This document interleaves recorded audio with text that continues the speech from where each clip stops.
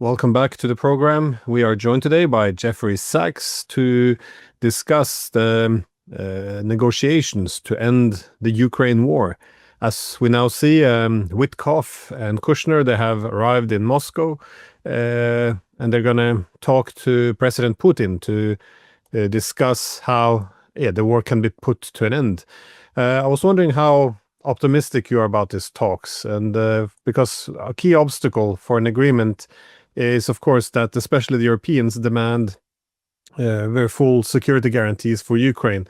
The conviction is that security then depends on deterring Russia with NATO in Ukraine, while any talk, therefore, of restoring Ukraine's neutrality is seen as capitulation. So, given that this is the mindset, do you think the peace negotiations can actually go somewhere? Well, we've been at this issue for decades, actually, not just years. So the point you're making is completely correct. It has been decades that the West, the U.S. and Europe, pushed for Ukraine to be part of the Western alliance. And that has meant NATO membership and European Union membership. And those two distinct clubs have become more and more intertwined over the past 30 years, during which this Ukraine project has been carried out. During this entire period, up until very recently, the United States and Europe were aligned that Ukraine would become part of NATO and that Ukraine would become part of the European Union. This was actually spelled out very clearly by Zbigniew Brzezinski in 1997 in his book, The Grand Chessboard, and also in his article, A Grand Strategy for Eurasia. And he conjoined the two, EU membership and NATO membership, said this is the westward enlargement, and Russia would have to accept it.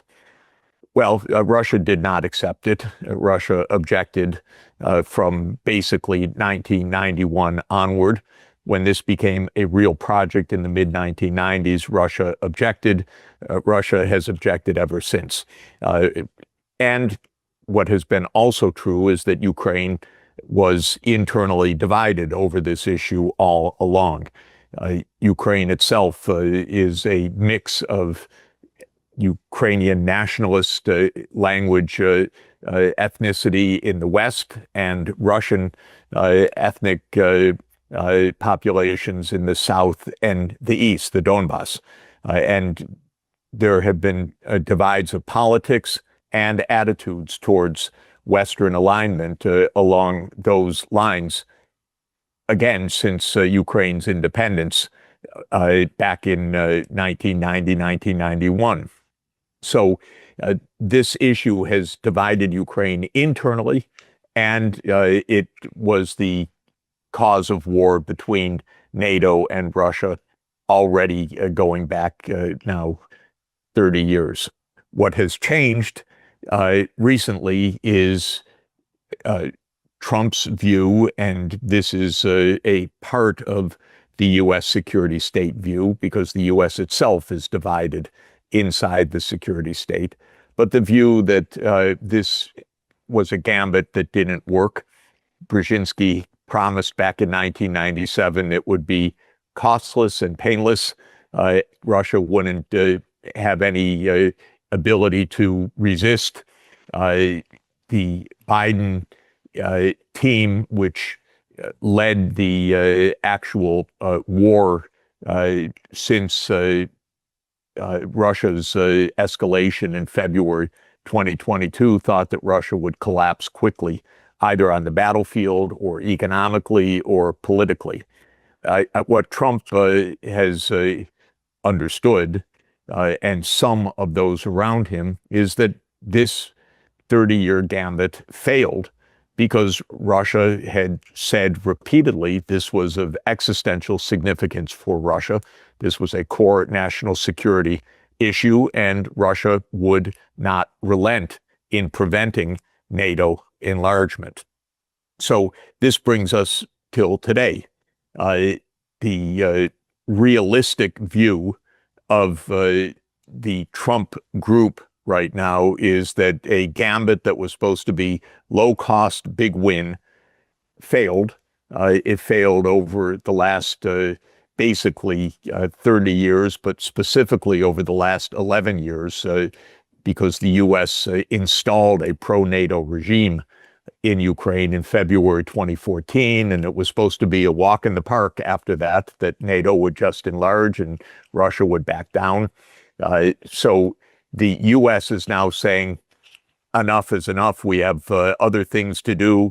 We have other interests in the world. We're not in want of further escalation.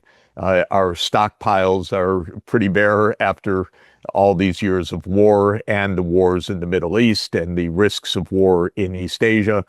It's time to recognize that this was indeed existential for Russia. It was a wannabe for the West. It was a game, I would say, for the United States that was supposed to be an easy game. Didn't work. So the Trump group wants to end it, cut the losses. The European leaders say no. This war needs to continue. The Ukrainian regime, which is a U.S.-installed regime, maybe even more understandably says, no, this war needs to continue. The regime depends completely on the war continuing. Zelensky has no prospect politically as soon as this war ends. It's been a money-making corruption machine. 大家好，我是主播周玉琴。很多的朋友告诉我们，太阳星全效克菲尔益生菌帮助了睡眠品质。原版的太阳星全效克菲尔益生菌，它添加有超级食物羽衣甘蓝，健康再加分。而有睡眠困扰的朋友们，赶快选择蓝色包装这一款晚安加强版，绝对是更有感。每日克菲尔，时刻美好 ，Good Feel Good。请上快点购为健康下单，而且要记得输入推荐代码，有额外的折扣优惠。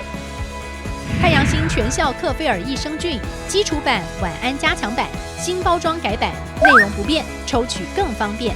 要吃就吃最好的。